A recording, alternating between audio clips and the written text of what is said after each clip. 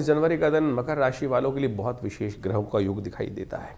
उस दिन माघ के महीने का शुक्ल पक्ष आरंभ हो रहा है, प्रतिपदा तिथि है और साथ साथ गुप्त नवरात्रि आरंभ हो रही है। ग्रह नक्षत्रों के दृष्टिकोण से ग्रहों ने एक परिवर्तन की नई चाह चली है। जो पंचग्रही योग आपकी राशि में बनकर तैयार हो रहा है, ये कहीं ना कहीं आपके लिए नेगेटिव नहीं है, बहुत पॉजिटिव योग बनाता दिखाई दे रहा है। मंगल को कहीं ना कहीं पूर्ण ताकत प्राप्त होती दिखाई दे रही है, क्योंकि चंद्रमा के साथ युति हो गई है। बुध शुक्र कहीं ना कहीं आपकी राशि के दृष्टिकोण से एक नई दोस्ती का योग बनाने के लिए उद्धृत होते दिखाई दे रहे हैं। नए संपर्कों में इजाफा होने के योग बनते दिखाई दे रहे हैं। सूर्य का ये परिवर्तनों के साथ साथ पंचग्रही योग जो आपकी राशि में बना हुआ है, इसका आपको थोड़ा लाभ लेते हुए कार्य करने का प्रयास करना चाहिए। गुप्त नवरात्रि आरंभ हो रहे हैं। या देवी सर्वभूतेषु बुद्धि रूपेण संस्थिता नमस्तस्यै नमस्तस्यै नमस्तस्यै नमो नमः, इस मंत्र का, भगवती का ध्यान करते हुए पूजन करने का प्रयास करें। और आपकी राशि के दृष्टिकोण से अच्छा रहेगा कि माँ भगवती को आप लाल वस्त्र अर्पित करने का प्रयास करें। गुप्त नवरात्रि के पहले दिवस ये कार्य करना आपके लिए बड़ा कल्याणकारी योग बनाएगा। गुप्त नवरात्रि आरंभ हो रही है 19 तारीख से। माघ मास की प्रतिपदा से गुप्त नवरात्रि आरंभ होती है।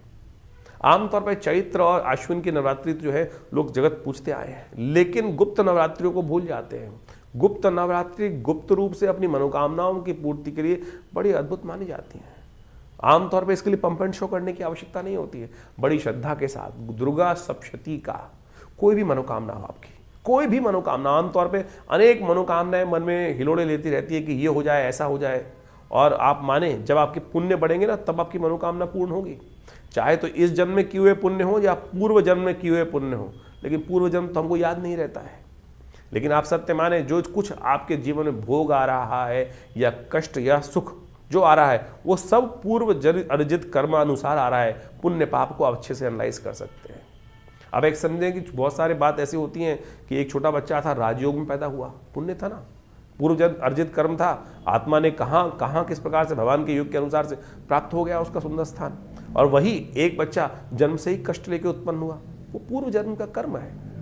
तो इस बात को समझ लीजिए, कैसे कर्म करने से नहीं, पूर्व अर्जित कर्म है। ज्योतिष की जब गणनाएं की जाती है तो उसमें दशा निकालते वक्त भुक्त भोग्य काल निकाला जाता है कि कौन से जन्म में किस दशा में मृत्यु हुई और उसका भुक्त काल कितना था, भोग्य काल कितना है, ये काल गणना के अनुसार से ज्योतिष में बताया जाता है। तो आप समझे, ये प्रत्यक्ष है।